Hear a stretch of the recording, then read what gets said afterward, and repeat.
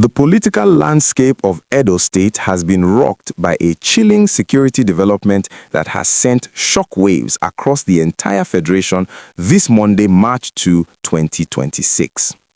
In a high-stakes intelligence operation, the Department of State Services has officially confirmed the arrest of a 26-year-old suspect identified as Udeme Monday Stephen in connection with a terrifying assassination threat and the violent attack on the convoy of the 2023 Labour Party presidential candidate Peter Obi. This breakthrough comes just days after a brazen assault in Benin City, where gunmen opened fire on a gathering that included Peter Obi, the former national chairman of the APC, Chief John Odigunwegun, and other top chieftains of the African Democratic Congress.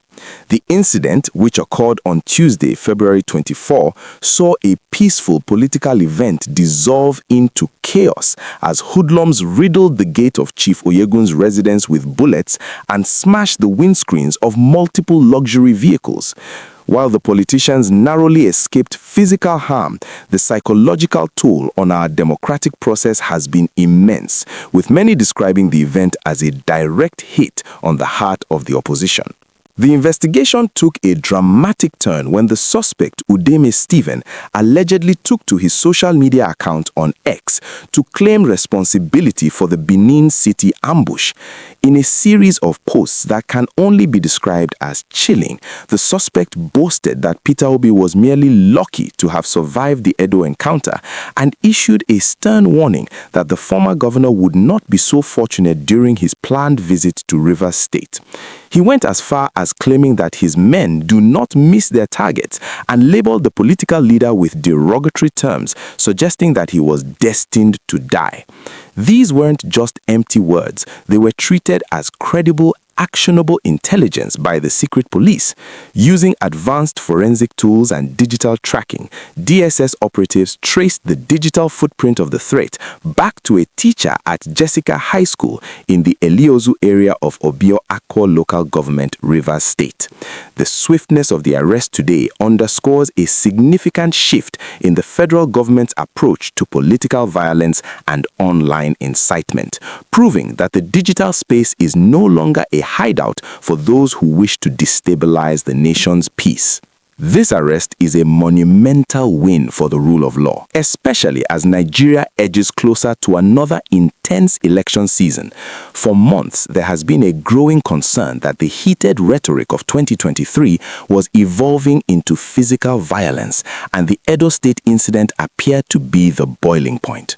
Peter Obi himself has been vocal since the attack, insisting that citizens should not be terrorized by officials or non-state actors while participating in the democratic process.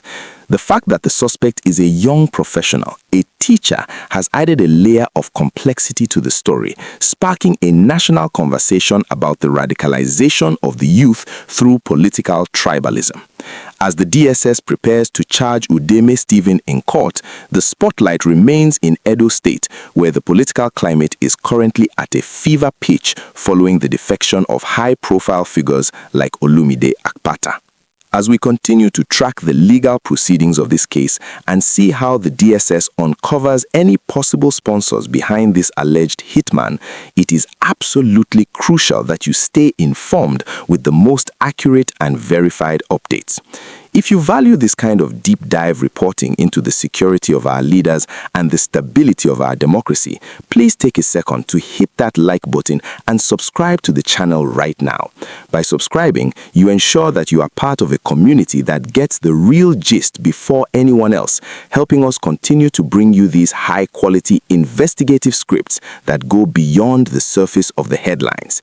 Your support is the engine that keeps this channel running, so make sure you are subscribed and have your notifications turned on so you can follow this Peter Obi story as it develops in the coming days.